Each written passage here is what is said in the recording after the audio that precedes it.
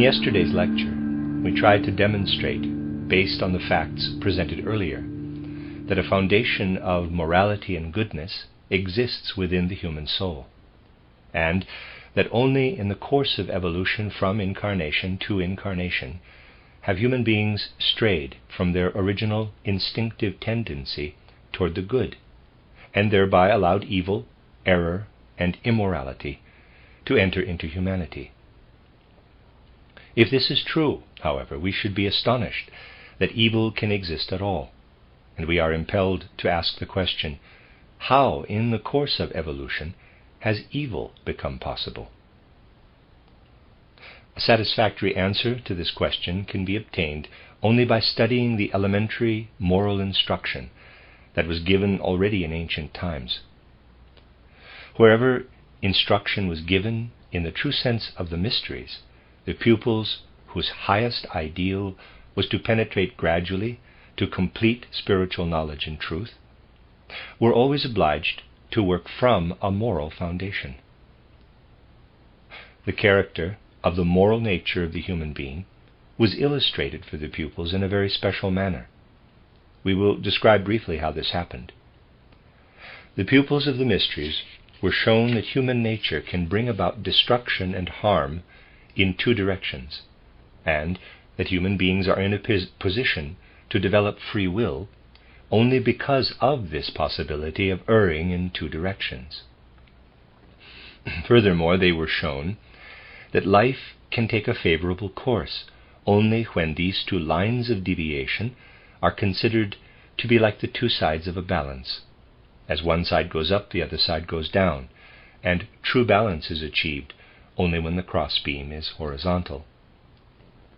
In this way, the pupils were shown that the right conduct of a human being cannot at all be described by saying this is correct and that is incorrect. Right conduct is achieved only through the fact that human beings are placed at every moment in the position of being pulled either to the one side or to the other, and must then themselves establish the balance.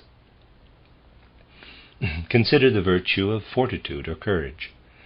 On the one hand, human nature may swing toward recklessness, that is, toward unrestrained activity in the world with full exertion of all one's forces. That is on the one side. On the other side there is cowardice. The human being can swing, as it were, to either side, and the pupils in the mysteries were shown that if one swings toward recklessness, one loses oneself and becomes crushed by the wheels of life. If one errs in this direction, one is torn apart. On the other hand, if one errs toward the side of cowardice, one becomes hardened in oneself, and thus torn away from other beings and things. One becomes a self-enclosed being, whose actions cannot be brought into harmony with the whole. This is demonstrated for the pupils with regard to all human actions. Either one deviates and becomes crushed and torn apart by the objective world, thus losing oneself, or one deviates in the other direction, not just with regard to fortitude, but with any action, in such a way that one hardens within oneself. On this account, at the head of the moral code in all the mysteries, stood the important dictum, "Thou must find the mean, so that through thy deeds thou dost not lose thyself to the world, nor let the world lose thee." These are the two possibilities. Either we become lost to the world seizes and overpowers us, as is the case with recklessness, or the world becomes lost to us, because we harden ourselves in our egoism, as is the case with cowardice. Accordingly, the pupils in the mysteries were told that there is no unique and fixed goodness for which one can strive. On the contrary, goodness arises solely because the human being, like a pendulum, can always swing to one side or the other, and must find the possibility of balance, the central mean, through individual inner force. You have here everything you need in order to comprehend free will and the significance of reason and wisdom in human conduct. If it were appropriate for human beings to adhere to eternal moral principles, We would only need to adopt these principles, and we could then rigidly march through life. But life is not like this. Instead, the freedom in life consists in there always being the possibility of erring in the one direction or in the other. And in this way there also arises the possibility of evil. For what is evil? Evil is what originates when we either lose ourselves to the world, or the world is lost to us. The good consists in avoiding both of these. Evil has become possible in the course of evolution because human beings have erred to one side or the other, and because they did not always find the balance that were required to create karmic compensation at a future time. What cannot be achieved in one lifetime, in terms of finding the mean, is achieved in the course of evolution from incarnation to incarnation. A person who errs to the one side is then obliged, perhaps, in the next life, to swing to the other side and thus create compensation. Footnote: on Steiner's conception of evil as a duality, and for examples of karmic compensation, see his lectures of May 1910, titled Manifestations of Karma, especially lectures 4 through 8. End of footnote. What I have just told you was a golden rule in the ancient mysteries. As is so often the case, we find an echo of this principle among the early philosophers. We find that where Aristotle speaks of virtue, he makes a statement which can be understood only if we know that what I have just told you was an ancient mystery principle, which Aristotle received and embodied in his philosophy. That is why Aristotle gives this curious definition of virtue. Virtue is human capacity or skill, guided by reason and insight, which, in relation to the human being, holds the mean between the too much and the too little. Here Aristotle gives a definition of virtue such as has not been achieved by any subsequent philosophy. Because Aristotle had the tradition from the mysteries, he could find the precise truth. This, then, is the famous mean, which one must keep to in order to be virtuous, in order for moral power to stream through the world. Footnote: Aristotle 384 to 322 BCE. On his philosophy of the mean, see the title Nicomachean Ethics, especially Part 2, sections 6 through 9, and the Eudemian Ethics, especially Part 2, Part 6 through 5. See also St. Thomas Aquinas, titled Commentary on the Nicomachean Ethics, Volume 1, Lectures 6 through 11, and J.O. Urmson, titled Aristotle's Ethics, Chapter 2, the end of footnote. We can now also answer the question of why morality exists. For what happens when morality is absent? What happens when the too much or the too little holds sway? When either the human being is lost to and crushed by the world, or the world is lost to the human being. In each case, something is always destroyed. Everything evil or immoral is a process of destruction. And the moment we realize that when we do evil we cannot do otherwise than destroy and eliminate something from the world, in that moment we are overwhelmed by the impulse of goodness. The task of the Theosophical movement, which is now only beginning to enter the world, is to show how all evil brings about a destructive process that eliminates something necessary in the world. If we now adhere to the principle that we have just enunciated, then what we know about the nature of the human being from our Theosophical world conception leads us to a specific elaboration of the nature of goodness, as well as of evil. We know that the sentient soul was chiefly developed in the ancient Chaldean epoch, in the third post-Atlantean cultural epoch. People today have little notion of what this epoch of evolution was like, for in external history one can reach back little farther than Egyptian times. We know, too, that the mind-soul, or heart-soul, developed during the fourth epoch, the Greco-Latin epoch, and that now in our epoch we are developing the consciousness soul. The spirit self will be developed in the sixth epoch. Footnote: the stages in the spiritual evolution of humanity mentioned here by Steiner presuppose an understanding of the full spiritual anatomy of the human being. As detailed in Steiner's books titled Theosophy, Chapter 1, and An Outline of Esoteric Science, Chapter 2, the complete human being of spirit, soul, and body consists of 3 times 3 members. In our spirit part, we have a spirit human, a life spirit, and a spirit self that are possible of evolution. In our soul part, we have 3, one called the consciousness soul, one the mind or heart soul, and the sentient soul. And in our body, we have the soul or sentient body, the etheric body or life body, and finally the physical body.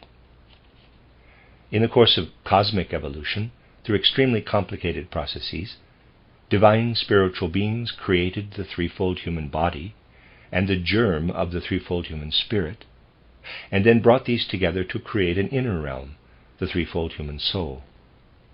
In particular, part of the soul body was transformed into the sentient soul, part of the etheric body into the mind soul, and part of the physical body into the consciousness soul. The last of these steps, which represented the transition from a dreamlike state of consciousness to the first beginnings of individualized self-consciousness, was achieved by the end of the Atlantean Age.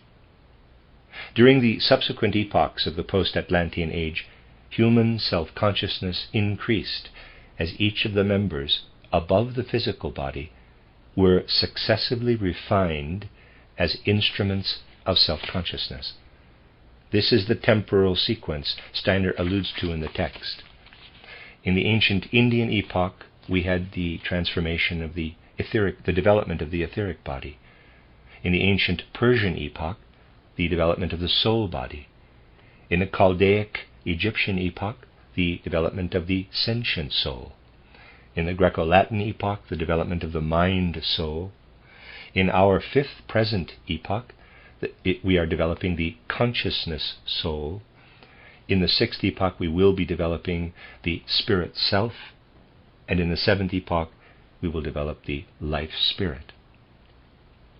In the present 5th epoch, humanity has acquired the possibility of full self-consciousness, freedom of thought. Further evolution now depends on the conscious activity of the individual ego. Through the practice of virtue, the individual can bring about the transformation of the threefold body from within. The soul body becomes transformed into the spirit self, the etheric body into the life spirit, and the physical body into the spirit human. In this way, the eternal spirit of the individual comes to manifestation. The higher ego or higher self comes to birth within the lower ego.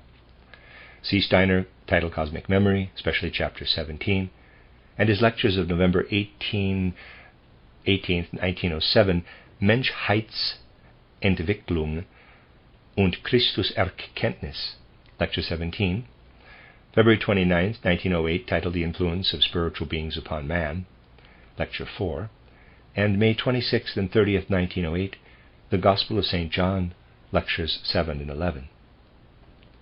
It should be noted that Steiner often treats the human being as a 4-membered being, consisting of physical body, etheric body, astral body, and ego. This is because the spiritual part of the human being, at the present stage of evolution, has not yet become individualized in most people, and because the soul body and sentient soul form a functional unity, traditionally termed the astral body, while the mind soul and consciousness soul have their unifying center in the ego. The end of footnote. Let us now ask, in what way can the sentient soul stray from the good, either to the one side or to the other? The sentient soul is what enables the human being to experience the world of objects, to come into a relationship with the objects rather than passing them by unknowingly. We find the one way in which the sentient soul can stray when we ask ourselves, what is it that enables us to have a relationship with our surroundings, it is what we may call our interest in things. This word, in quotes, interest, expresses something that in a moral sense is extremely significant. It is much more important to bear in mind the moral significance of interest than to devote oneself to a multitude of moral axioms, which may be beautiful or perhaps also trivial and sanctimonious. Our moral impulses are in fact never guided better than when we take proper interest in objects or beings. Please think about this.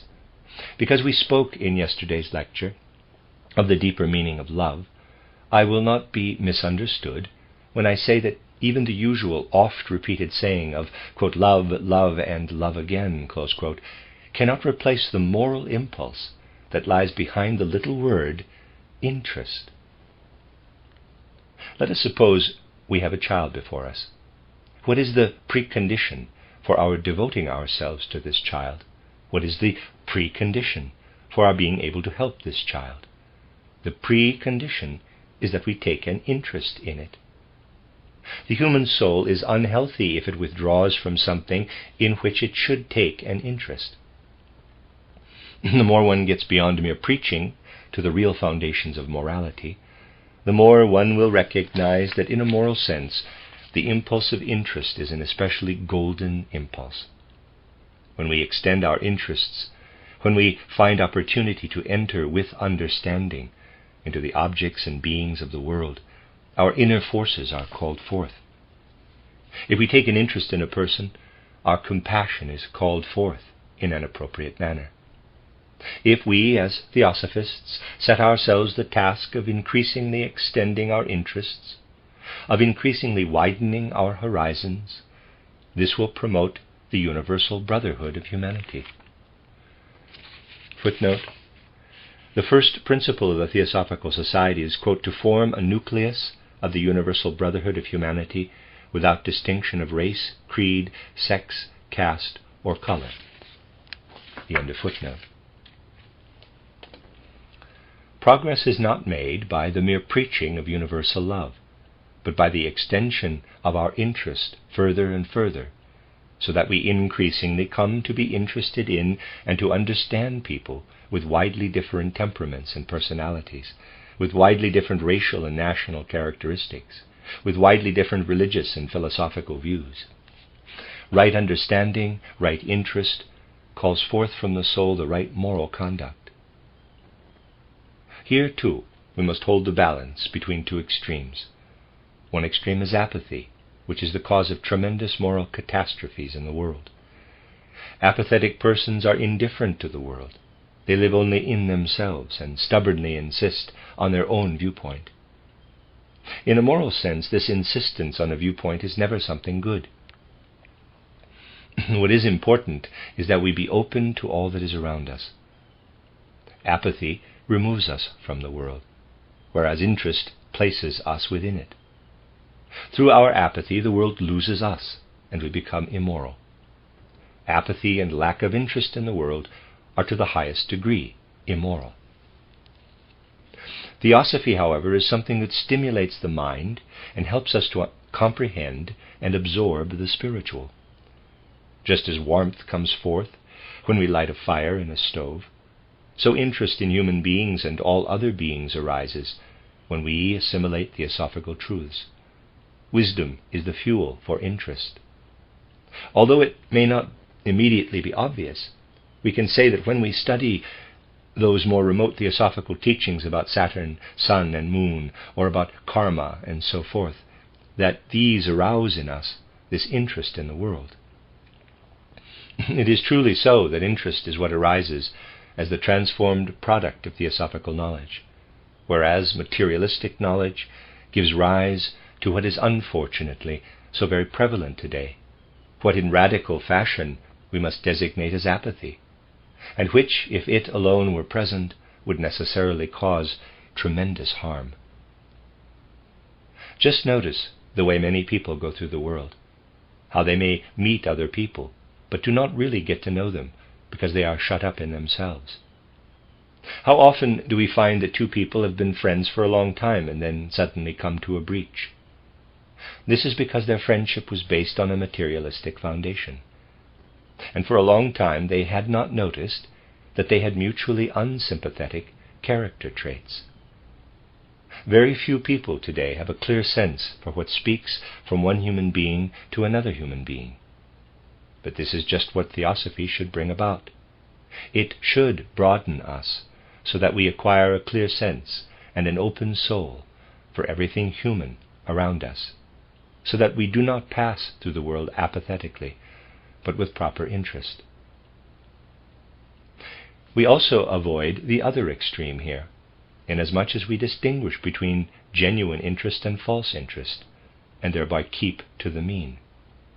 Throwing ourselves immediately into the arms of everything we meet is not genuine interest, but wanton loss of self. If we do this, we lose ourselves to the world. Through apathy, the world loses us. Through blind passion, we surrender ourselves to the world. Through healthy interest, we keep firmly to the mean, to the state of balance.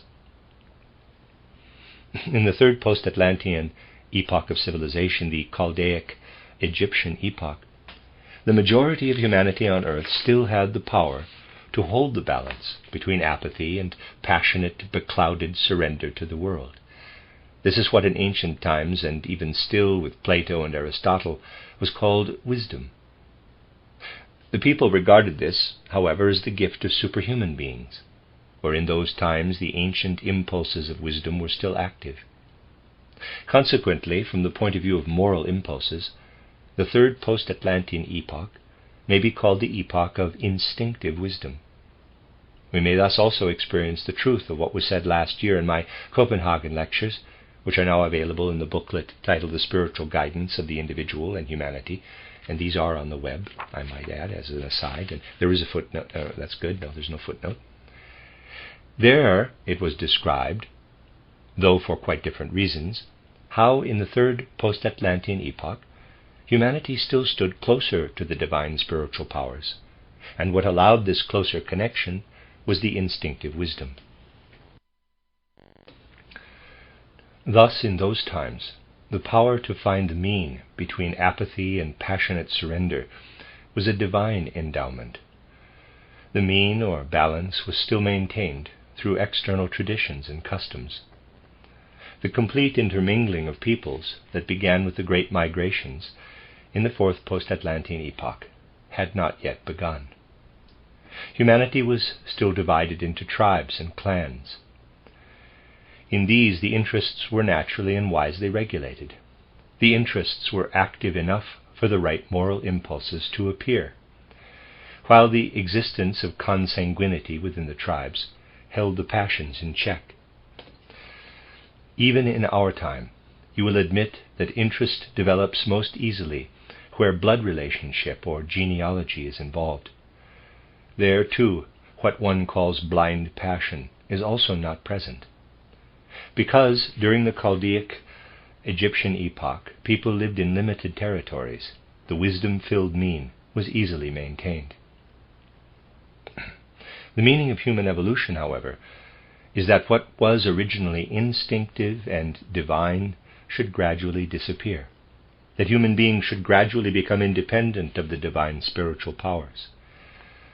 Hence we see already in the fourth post-Atlantean epoch, the Greco-Latin epoch, that not only the philosophers Plato and Aristotle, but also Greek public opinion, regarded wisdom as something to be acquired. It was no longer a divine legacy, but had to be striven for. The first virtue for Plato is wisdom, and according to him, anyone who does not strive for wisdom is immoral.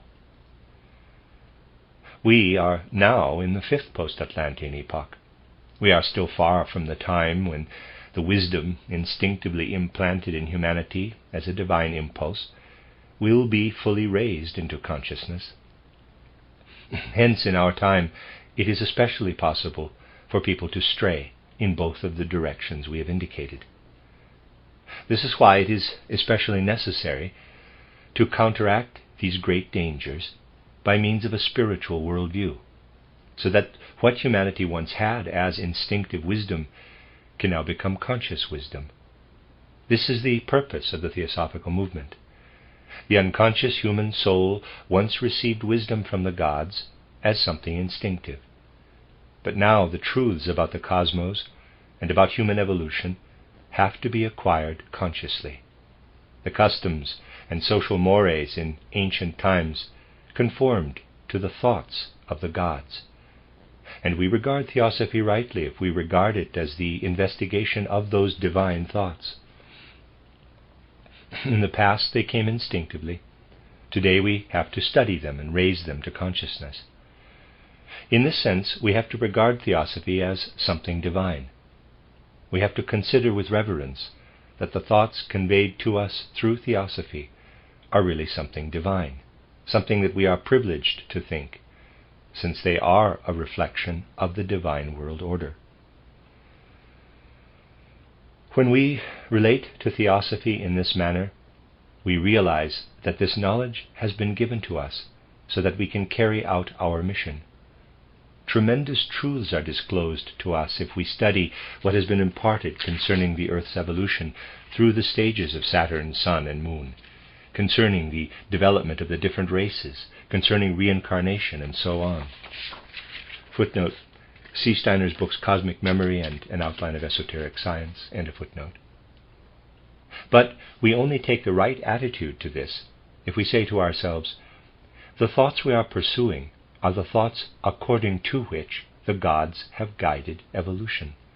We are thinking the evolution of the gods.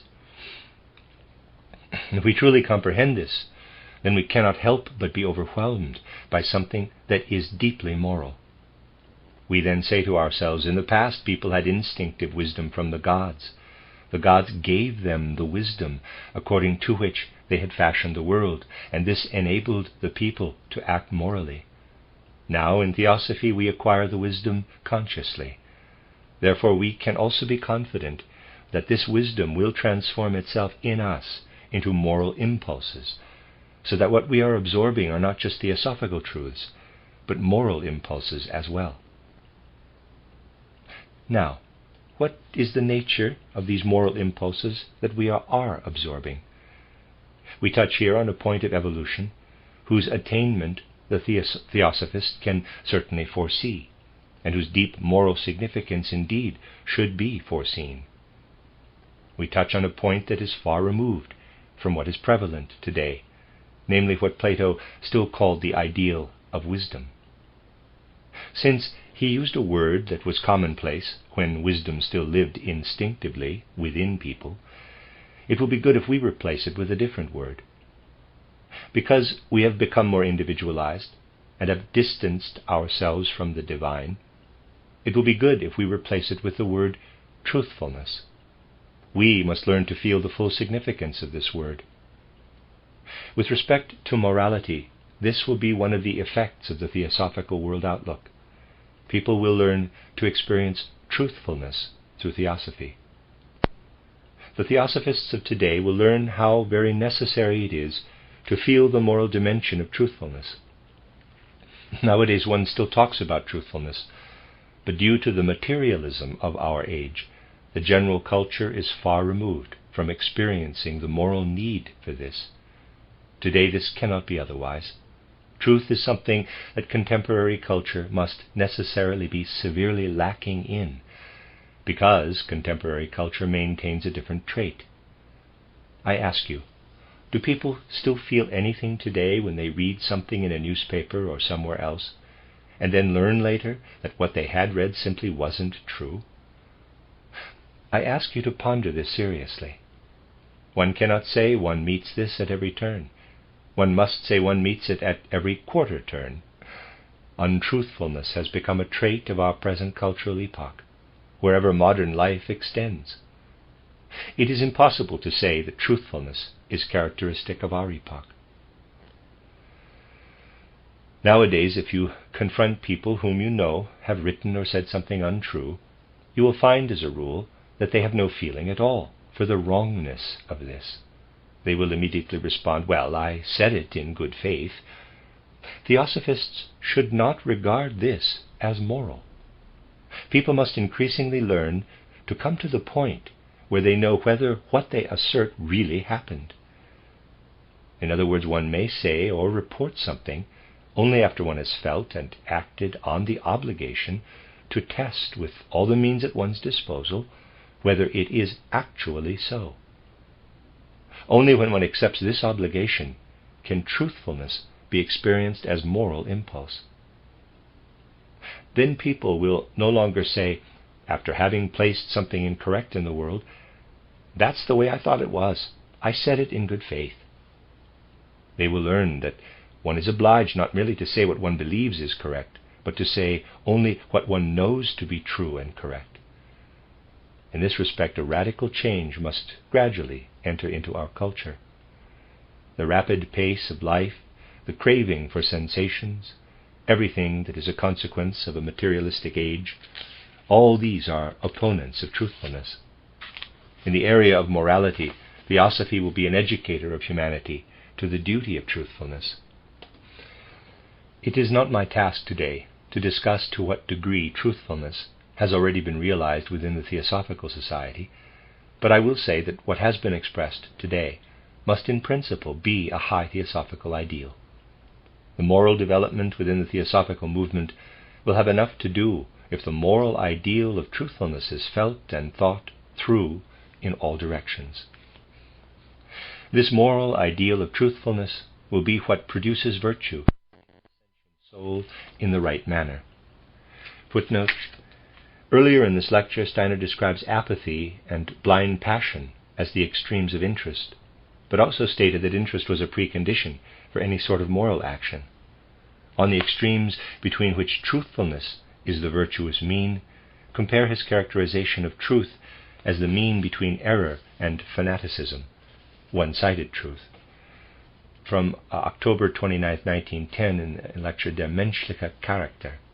End of footnote. The second part of the soul that we have to speak of in Theosophy is what we usually call the mind soul or heart soul, Verstandes oder Gemütsseele. We know that this came into its own, particularly during the fourth post-Atlantean cultural epoch, the Greco-Latin epoch. We have already described the virtue that is particularly decisive for this part of the soul. It is courage, fortitude, bravery. Its extremes are recklessness and cowardice. Bravery, courage, or fortitude is the mean between recklessness and cowardice. The German word Gemüt expresses already in its sound that it is related to the part of the soul that is full of courage, mutvoll, the part that is full of strength and force. This was also the second or middle virtue for Plato and Aristotle. In the fourth post-Atlantean epoch, this virtue was still present in people as a divine legacy, whereas wisdom, as something instinctive, was still present only through the third post-Atlantean epoch. As you will have gathered from the first lecture, instinctive fortitude and courage existed as a divine legacy among the people who met the northward expansion of Christianity during the fourth cultural epoch. Just as wisdom-filled insight into the secrets of the starry worlds was present among the Chaldeans as a divine endowment or inspiration, so were fortitude and courage present among the Greeks and Romans, and also among the peoples who later took up the spread of Christianity. Instinctive courage was lost later than instinctive wisdom. If now in the fifth post-Atlantean epoch we look around us, we see that we are in the same position in regard to fortitude and courage as the Greeks were to the Chaldeans and Egyptians in regard to wisdom. We look back at something that was a divine endowment in the epoch immediately preceding ours, and that in a certain way we must strive for again. But the two previous lectures have shown us that in connection with this effort a certain transformation must take place. We saw the divine endowment, which had a more external character, as fortitude and courage, become transformed in Francis of Assisi. We saw this transformation as the result of an inner moral force, which we recognized yesterday as the force of the Christ impulse. Genuine love is brought about by the transformation of courage and fortitude. This genuine love, however, must be guided by the other virtue, by genuine interest in the being toward whom we direct our love. In Entitled Timon of Athens, Shakespeare shows how even love and kind-heartedness can cause harm if manifested too passionately, if they appear merely as a part of human nature, without being guided by wisdom or truthfulness. Shakespeare portrays a personality who completely squanders his possessions. Generosity is a virtue, but in Shakespeare's play we see that what is squandered produces nothing but parasites. Thus we must say, just as the ancient fortitude and courage were guided by the European Brahmins in the mystery centers, by the wise leaders who kept themselves hidden in the background, so also in human nature must the virtue of love be harmoniously guided by interest, the interest that brings us into relation with the outer world in the right way, must lead and guide us when we turn our love to the outer world. This may also be seen in the characteristic but radical example of Francis of Assisi. The compassion and pity that Francis of Assisi had was not the sort that easily becomes obtrusive or offensive. People who smother other people with their compassion are not always actuated by the best moral impulses, and many people will not accept anything given out of pity. To approach someone with understanding, however, is not offensive.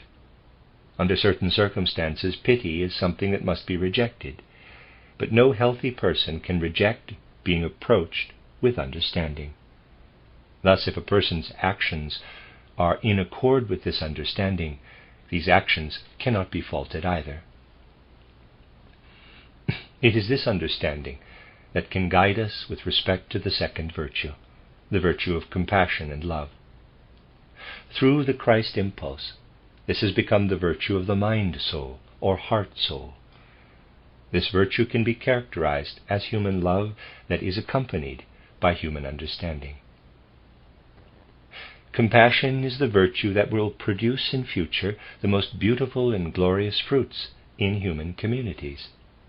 For in a certain way this compassion and love will arise quite naturally as a feeling in those who truly grasp the Christ impulse.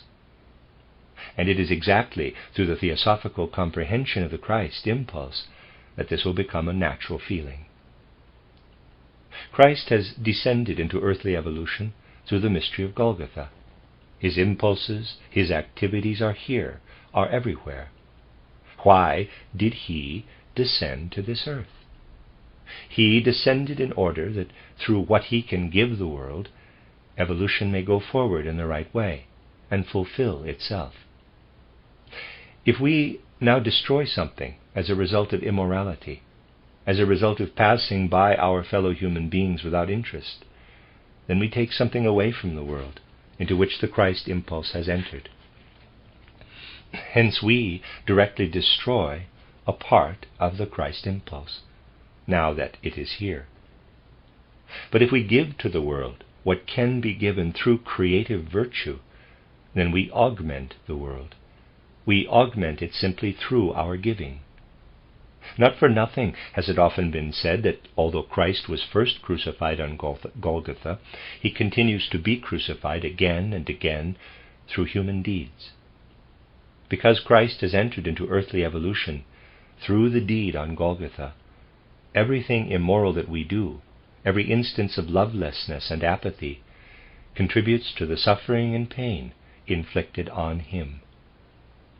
For this reason it has repeatedly been said Christ is continually crucified as long as immorality, lovelessness, and apathy exist.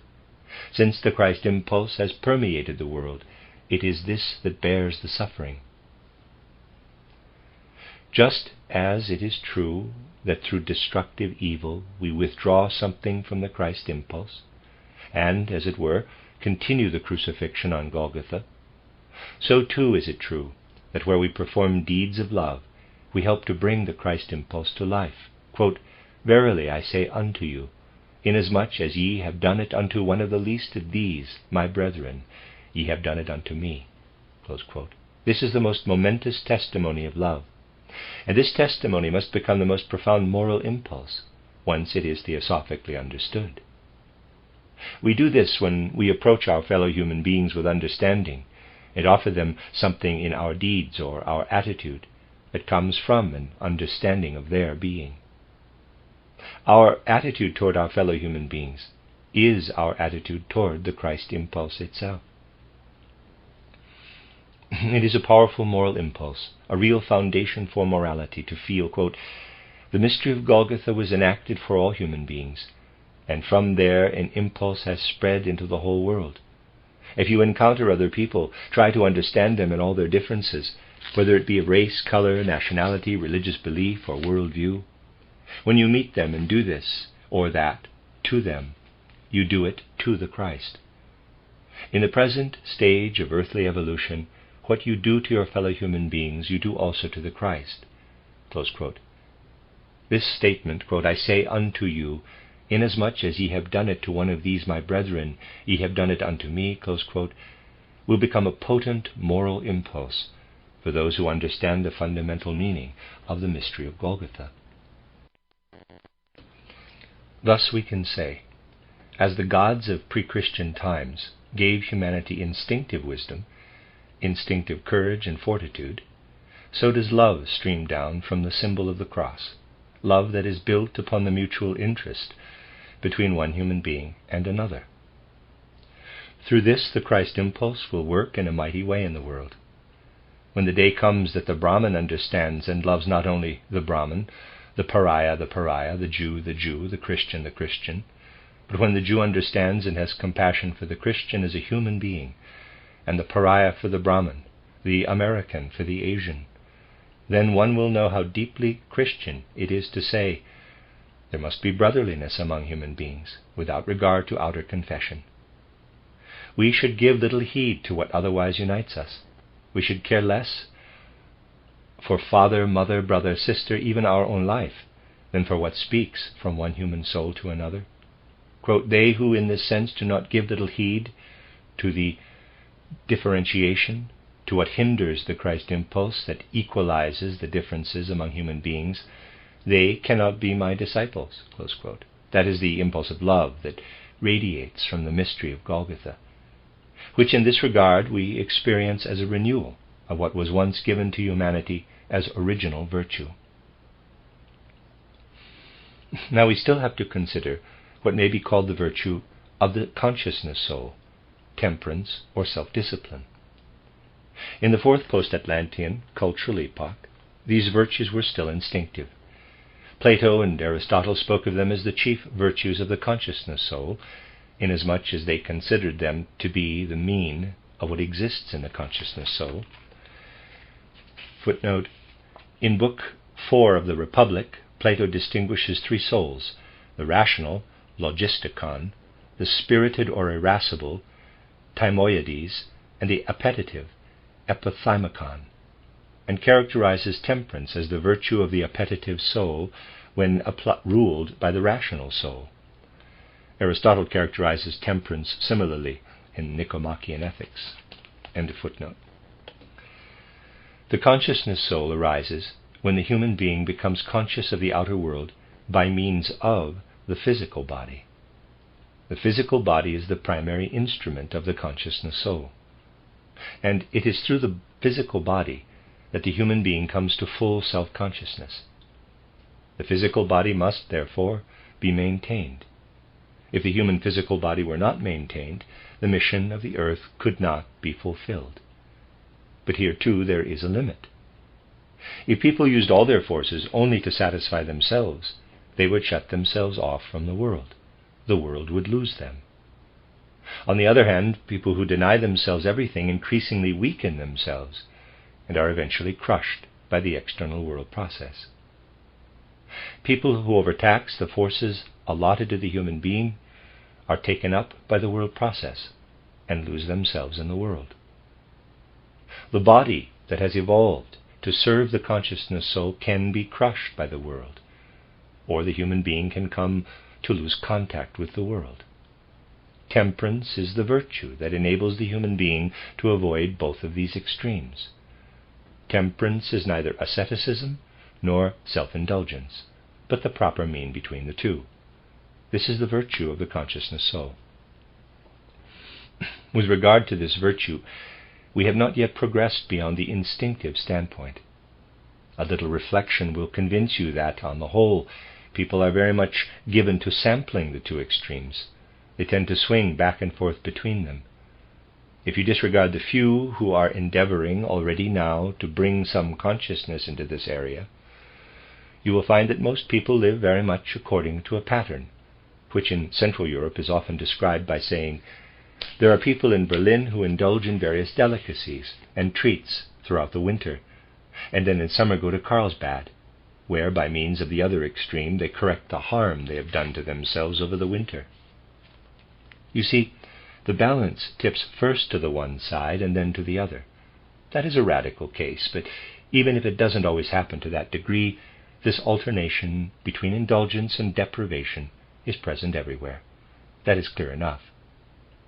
The people themselves cause the excess to one side, and then let their doctors prescribe a so-called withdrawal program, that is to say, the other extreme, in order to repair the damage.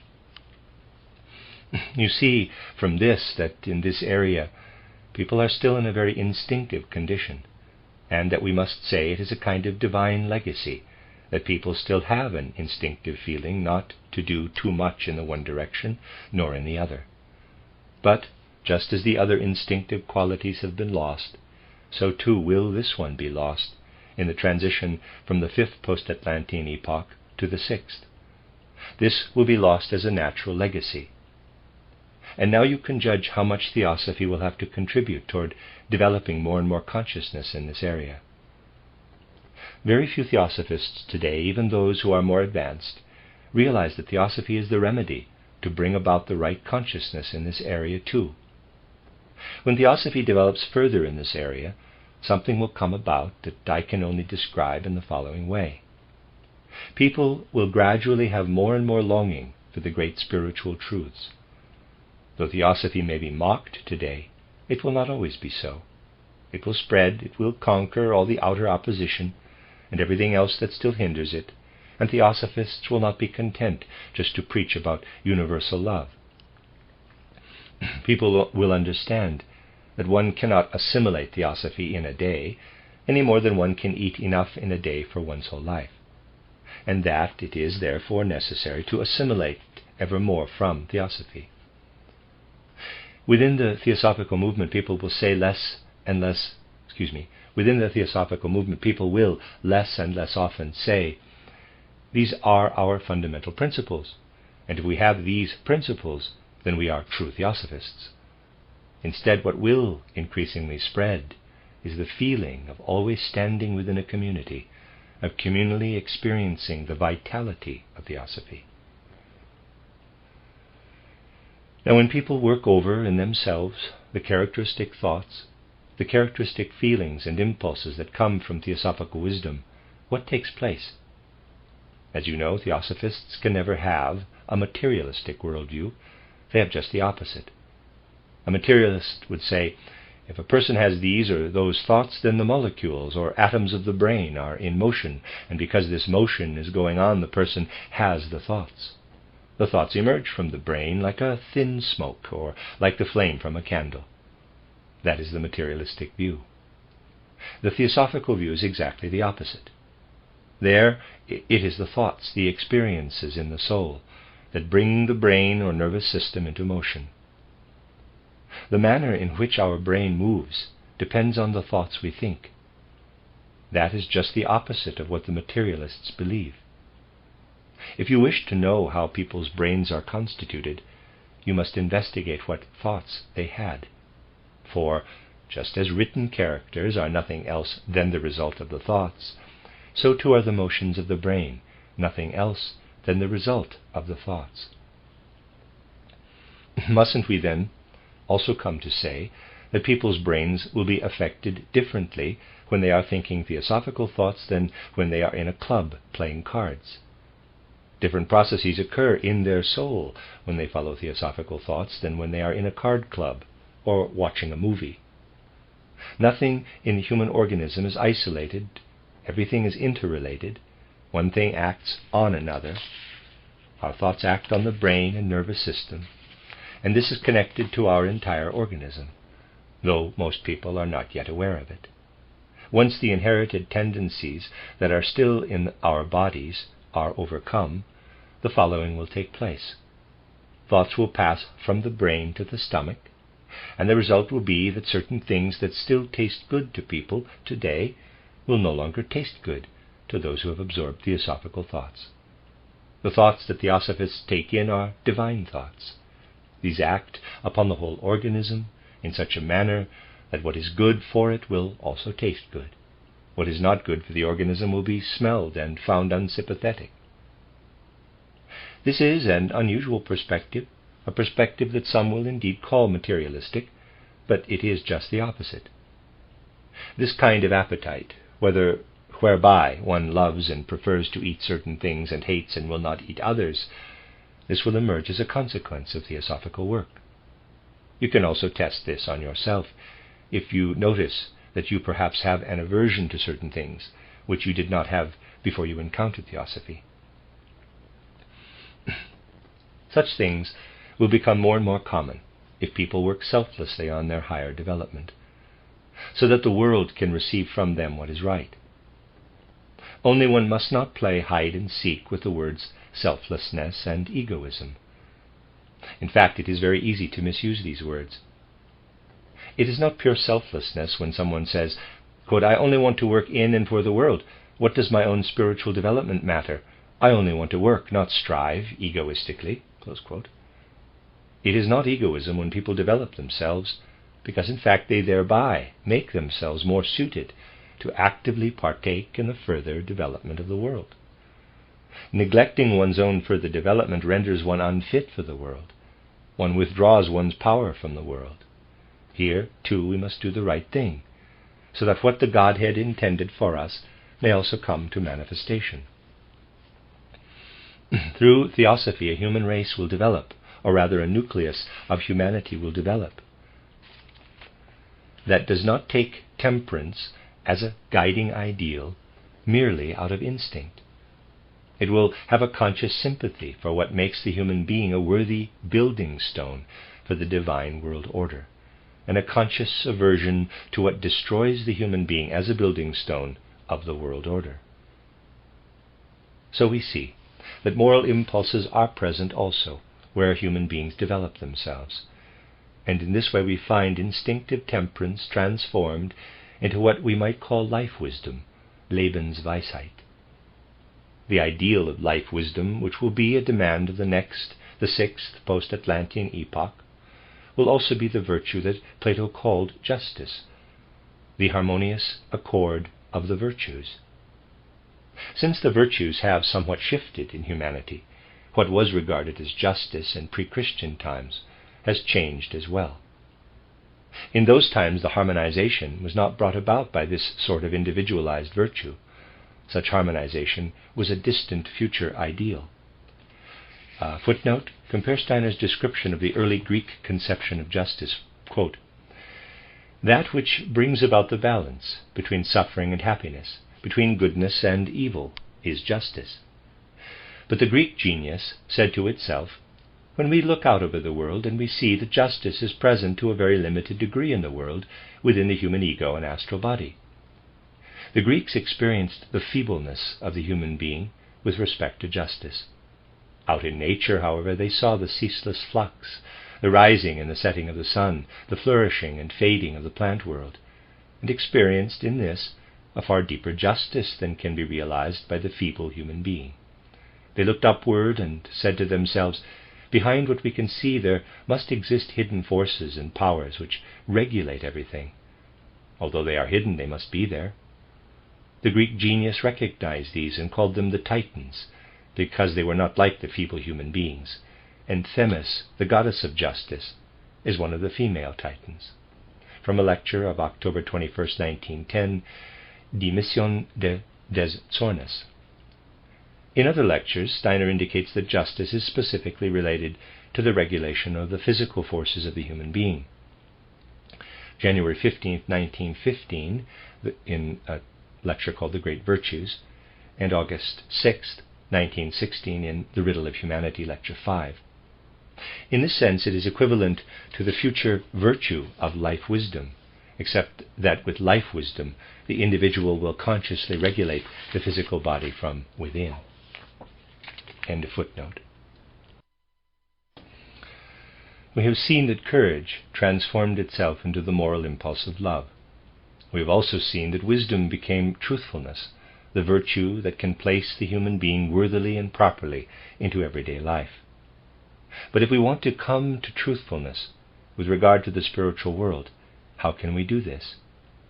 We come to outer truthfulness, to what glows in our sentient soul as virtue, through right understanding, through right interest.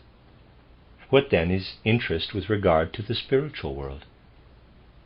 If we want to meet the physical world, or to start with a human being, then we must open ourselves to the nature of this being. But how do we open ourselves with regard to the spiritual world?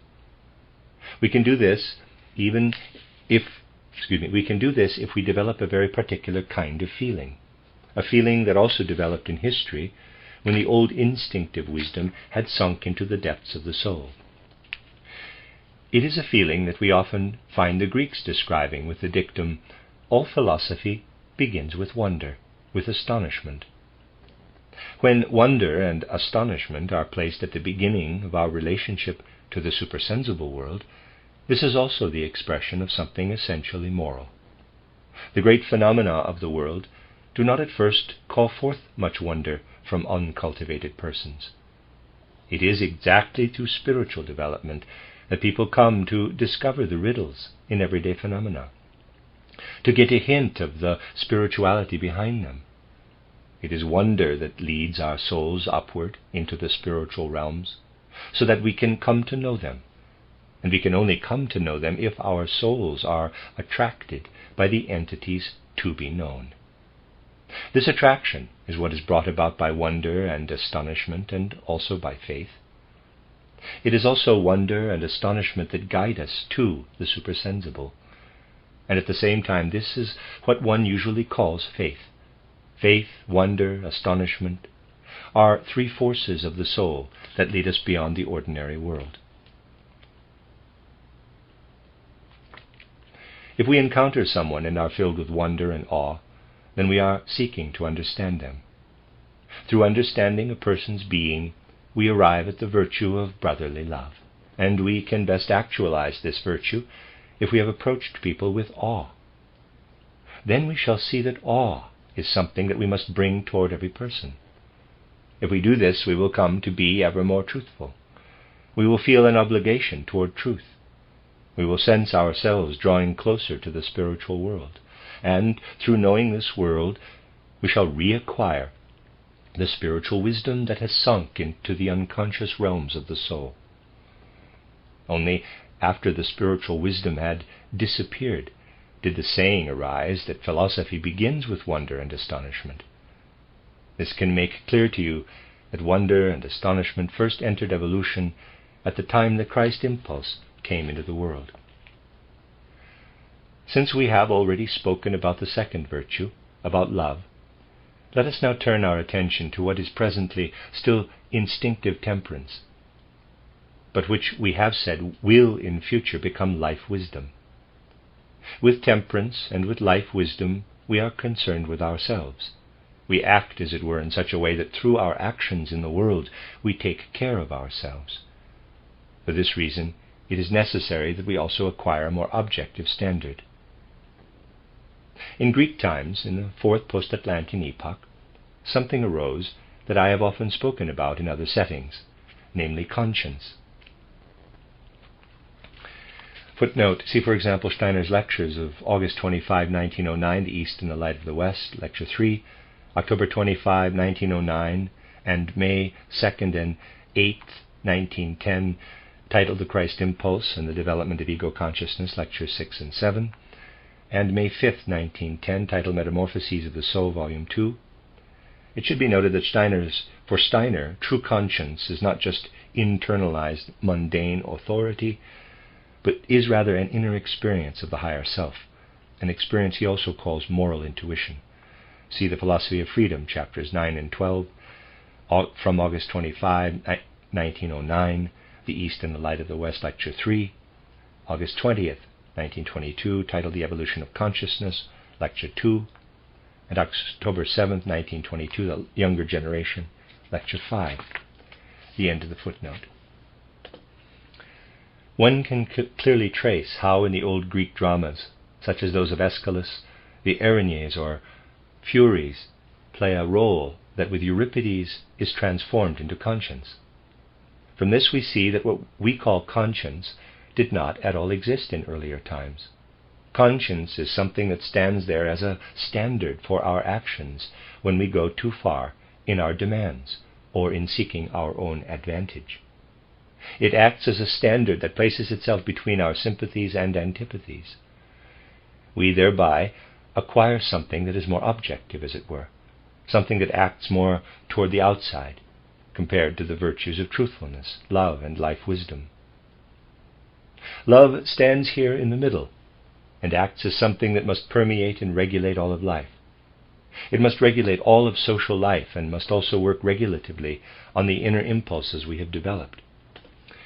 Footnote: here Steiner does not give different names to love that is active in outer life and love that is active inwardly. Compare, however, the distinction he makes elsewhere between love, the experience of the other in one's own soul, and devotion or self-surrender, the experience of oneself in the other. From A Road to Self-Knowledge and The Threshold of the Spiritual World, Part 2, Chapter 9, end of footnote. What we have developed as truthfulness, on the other hand, will manifest as faith in spiritual knowledge, and life wisdom, that which applies to ourselves, we must still experience as a divine spiritual regulator, one that leads us securely along the path of the mean, just as conscience does. If we had time, it would be very easy to answer the various objections that could be raised at this point. Some people, for instance, would deny that conscience and wonder are qualities that have appeared only gradually within humanity, and instead maintain that they are eternal characteristics of human nature. Footnote: earlier in May 1912, Steiner also listed compassion, brotherly love, as a characteristic that first appeared during the fourth post-Atlantean cultural epoch, from May 14, 1912, titled Earthly and Cosmic Man, Lecture 6. On the other hand, devotion was already present among the ancient Indians of the first post-Atlantean cultural epoch. End of footnote. In fact, however, they are not, and those who maintain that they are demonstrate only that they do not know the relevant facts. People will increasingly come to recognize that in ancient times human beings had not descended so far toward the physical plane, and thus still retained a connection with the divine impulses. They were in a condition that will be reacquired consciously when human beings become governed by truthfulness, love, and the art of life in regard to matters of the physical plane, and when in regard to spiritual knowledge they become governed by faith in the supersensible world. This need not be a faith that leads directly into the supersensible world, but ultimately it will transform itself into spiritual knowledge. And as it is with faith, so too is it with love that works outwardly, and conscience is what will work regulatively into the consciousness soul. Footnote: Steiner alludes here to a subject that he spoke of frequently between 1910 and 1912, quote, "That which has hitherto had a justified place in the world as faith will be replaced by what may be called the vision of Christ." October 8, 1911, from Jesus to Christ, Lecture 4, close quote. Quote again: "Consciousness will build further on the foundation of the forms that compassion and conscience have thus far taken, going on to develop the spiritual vision that was previously attainable only in abnormal states of consciousness." To say this is not to make a prophecy, but to state a fact determined by strictly scientific means. From Title Christ in the 20th Century, May 6, 1912, end of footnote. Footnote continues, end of quote. Quote again: "Paralleling the appearance of the event at Damascus a great many people will experience something like the following in the course of the 20th century. As soon as they have acted in some way, they will learn to contemplate their deed. They will become more thoughtful and will have an inner picture of the deed. At first they will not understand it, but those who have studied spiritual science will know that it is not a dream, but a picture showing the karmic fulfillment of the act. They will know that one day what is pictured will take place as the fulfillment, the karmic balancing of what was done. What will make it possible for men to see the karmic pictures? It will come as a result of the soul having stood for some time in the light of conscience. From the Christ Impulse, Lecture 7, May 8, 1910. End of quote. For further details, see his lectures of May 31st, 1908, that's the Gospel of St. John, Lecture 12, May 28, 1910, Manifestations of Karma, Lecture 11, on the 7th and 14th of October, 1911, From Jesus to Christ, Lectures 3 and 10, December 2nd, 1911, Faith, Love, Hope, Lecture 1, and February 3rd, 1912, Conscience and Astonishment. See also the collection of lectures entitled The Reappearance of Christ in the Etheric. End of footnote. Faith, love, conscience. These three forces will be the three stars of the moral forces that will enter into human souls, particularly through theosophy. A moral perspective on the future can open itself only to those who think of these three virtues as becoming ever more enhanced. Theosophists will regard moral life in the light of these virtues, and these virtues will be constructive forces for the future. Footnote. Although Steiner does not speak here of faith, love, and hope, he did so at the end of Lecture 2. The forces of hope may be sustained by outwardly acquired knowledge of the teaching of karma and reincarnation. See Steiner's lecture of December 2nd, 1911, Faith, Love, Hope, Lecture 1. But the ultimate source of this knowledge is true conscience and its future clairvoyant development. Compare also Steiner's description of hope as the mean between doubt or despair and impatience. November 3rd, 1910, The Wisdom of Man, of the Soul, and of the Spirit, Lecture 7. End of footnote. We shall conclude by briefly touching on something that could be more securely founded if lengthier explanations were possible. We are aware that the Christ impulse entered human evolution through the mystery of Golgotha. We know that with the baptism in the Jordan, a human organism, consisting of physical body, etheric body, and astral body, received the ego impulse from above, as the Christ impulse. This Christ impulse entered as the ego of Christ, and was then absorbed by the earth and flowed into earthly culture. We know too that Jesus of Nazareth retained the physical body, etheric body, and astral body. The Christ impulse had been like the ego within them. On Golgotha, Jesus of Nazareth separated himself from the Christ impulse, which then flowed into earthly evolution. The evolution of this impulse signifies the evolution of the earth itself. Footnote, compare Steiner, quote, After the baptism by John in the Jordan River, when the ego of Jesus of Nazareth left the three bodies, the human organism that stood there contained in full consciousness that higher self of humanity, which otherwise works with cosmic wisdom on a child without its knowledge, during its first 3 years. From the Spiritual Guidance of the Individual and Humanity, Chapter 1. Close quote. Next quote, same footnote. In respect of the earthly life of Christ, the baptism was something like conception in the case of a human being.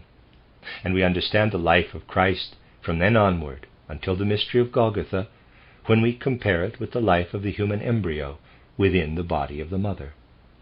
From the baptism by John until the mystery of Golgotha, therefore, the Christ being passes through a kind of embryonic existence. The mystery of Golgotha itself is to be understood as the earthly birth. That is to say, the death of Jesus is to be understood as the earthly birth of the Christ. October 3rd, 1913, in the lectures, the Fifth Gospel, Lecture 3. On the subsequent resurrection of Jesus and his continued union with the Christ, see Steiner's lectures of July 7th, 1909, the Gospel of St. John and its relation to the other Gospels, Lecture 1, and January 1st, 1913, the Bhagavad Gita and the Epistles of Paul, Lecture 5. End of footnote. Please treat with all seriousness the things that I mention repeatedly, so that they may be better understood. We have often heard that the world is Maya or illusion, but gradually we must advance to the truth, to the reality of this outer world. The evolution of the earth is basically a process in which, in the second half, the half we are in, everything that formed itself in the first half now dissolves itself, so that everything physical we see around us will fall away from human evolution, just as the human physical body falls away at death. What then still remains, one might ask? What remains are the forces, the real forces, that were incorporated into human beings through the process of earthly evolution. And the most real impulse in this process is what flowed into earthly evolution through the Christ impulse. Initially, however, this Christ impulse cannot find anything on earth with which to clothe itself. In the further course of earth evolution, therefore, it must receive such clothing.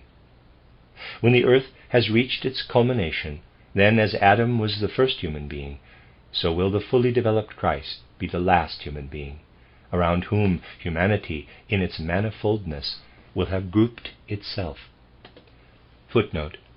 Regarding the unclothed Christ impulse, compare Steiner's interpretation of the passage in St. Mark's Gospel, where Jesus is taken captive in the Garden of Gethsemane. Quote, "Among those following was a young man, with nothing on but a linen cloth.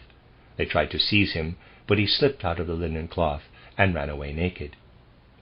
Steiner, close quote, Steiner indicates that this youth represents the youthful cosmic Christ impulse, the seed of a new world order, who slips away and then reappears after the resurrection as the youth at the sepulchre.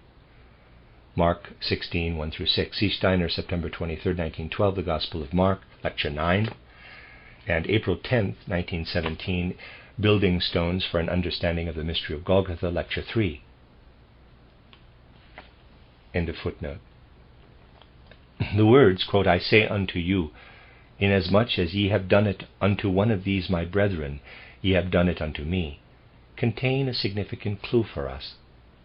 What is it that has been done for the Christ?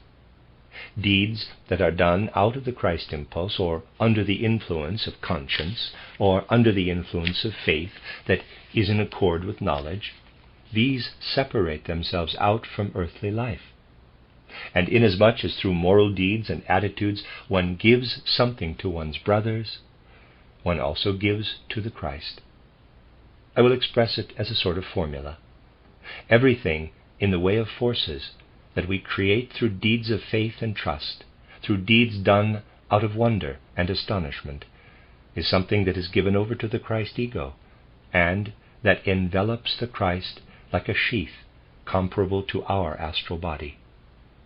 We build the astral body of the Christ ego impulse through all moral deeds done out of wonder, trust, awe, faith. In short, through everything that paves the way to supersensible knowledge. Through all these deeds, we also foster love. This is entirely in accord with the words, quote, "I say unto you, inasmuch as ye have done it unto one of these, my brethren, ye have done it unto me," close quote. Through our deeds of love, we build the etheric body of the Christ. And by means of what is created in the world, through the impulse of conscience, we build for the Christ impulse that which corresponds to the human physical body. When the earth eventually reaches its goal, when human beings understand the moral impulses through which all goodness occurs, then will the Christ impulse, which entered into human evolution like an ego, be liberated. It will be ensheathed by an astral body built up through faith and through all deeds of wonder and astonishment, by an etheric body built up through deeds of love, and by something like a physical body built up through deeds of conscience. Footnote, compare Steiner's indication that the forces of faith, love, and hope. Let me read that again. Compare Steiner's indication that the forces of faith, love, and hope bring about the transformation of the astral body, etheric body, and physical body respectively into the spirit self, life spirit, and spirit human. June 14, 1911, from the lecture Faith, Love, and Hope. Compare also Steiner's remark in a letter to his future wife, Marie von Sievers, quote, "The being of Christ should be thought of as an inverse, macrocosmic human being, but identical with the second aspect of the divinity, the Logos." January 13, 1906, from Correspondence and Documents, page 83. On the relation of the human being to the Christ being, see Steiner's lecture of January 9, 1912, Cosmic Ego and Human Ego. End of footnote. The future evolution of humanity will take place through the cooperation of human moral impulses with the Christ impulse. Looking toward the future, we see humanity as a great organic structure. As human beings are able to integrate their actions into this organism, and through their actions create its sheaths, humanity will have prepared, in the course of Earth evolution, the foundation for a mighty community which can be thoroughly permeated by the Christ impulse. In this way we see that morality does not need to be preached, but can indeed be founded if one shows what really happens, and what really has happened, and what makes these things true as sensitive people feel them to be. It is always particularly touching to see how Goethe, after having lost his friend Duke Karl August, wrote a lengthy letter in which he described all manner of things, and how he then, this was in 1828, just 3.5 years before his own death, put down a wonderfully curious sentence, quote, "The world of reason should be regarded as a great immortal individual, which continually produces what is necessary, and thereby elevates itself to become master even of the accidental." Close quote. How else could we make such a thought more concrete than by imagining this individual actively and creatively among us, and by thinking of ourselves as actively and creatively united with it? Through the mystery of Golgotha, the greatest individual entered into human evolution, and by consciously conducting their lives as has been described, human beings will array themselves around the Christ impulse, so that a kind of covering will be formed around this central being. There is indeed much more that we could say about virtue from the perspective of theosophy. We could, for instance, make an extensive and important study of truthfulness and its connection with karma. Through theosophy, the idea of karma will increasingly have to enter into human evolution. People will increasingly have to learn to regard and conduct their lives in such a way that their virtues correspond with their karma. People will have to learn, through the idea of karma, that they may not repudiate their earlier deeds with their later deeds. A certain consequentiality in life, a readiness to take on the consequences of what one has done, will have to emerge in human evolution. When one looks more closely, one sees how far removed from this people still are. Although it is well known that personal development depends on the deeds one does, once the consequence of a deed is no longer apparent, people still do what they would in fact only be allowed to do if they had not done the first deed. A great feeling of responsibility for one's actions, a greater awareness of karma, that is what a study of this sort might yield. Nevertheless, you will still be able to discover much for yourselves in the guidelines given in these 3 lectures. You will find, for example, how fruitful these ideas can be when you develop them further. As human beings pass through repeated incarnations during the remainder of Earth evolution, they face the task of producing the balance, the middle condition, with respect to the virtues we have described. They face the task of rectifying through their own free will everything that they have neglected in the one direction or in the other, so that gradually the goal may be reached of clothing the Christ impulse. Thus, we see before us not merely the abstract ideal of universal human brotherhood, which indeed may also receive a strong impulse if it is founded on theosophy, but we see that there is something real within our Earth evolution, an impulse that came into the world through the mystery of Golgotha. And we see too that we must work on the sentient soul the mind-soul, and the consciousness-soul, in order for this ideal being to become real, and in order for us to become united with this being, as with a great immortal individual. The thought that the only possibility for further evolution, for achieving the Earth's mission, exists in forming a whole with this great individual, this leads to the following moral axiom. What you do as though it concerned only yourself, this separates you from this great individual, and you thereby destroy something. But what you do to build up this great immortal individual, as we have described, this furthers the life and development of the entire world organism. We need only place these two thoughts before us to see that they do not just preach morality, but give it a foundation. The thought that you are destroying through your deeds that which you ought to build up is terrifying and horrible and suppresses all contrary desires. On the other hand, the thought that you are building up this immortal individual, that you are making yourself a member of this immortal individual, this fires one to good deeds, to intensive moral impulses.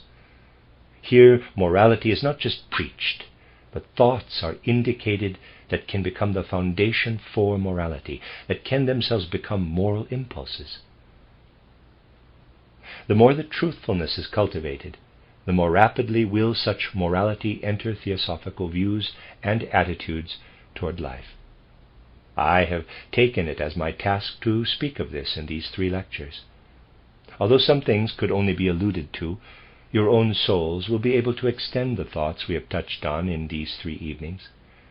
In this way we shall also be united over all the earth. When we meet together in common study, as we have done now in Theosophists of Northern and Central Europe, and then allow the thoughts aroused in us to resound further, this is the very best way to help Theosophy establish real spiritual life at the present time. Though we must now part ways, we know that we are most united with each other in our theosophical thoughts. And this knowledge is at the same time a moral impulse. To know that one is united by the same ideals with others who are often distant in space, but with whom one can meet from time to time on special occasions, this is a stronger moral impulse than always being together. At the end of these lectures, my soul too is filled with this conception of our common endeavor. And if this is understood in the right light, I am convinced that theosophical life that unfolds in this way will also become spiritually grounded.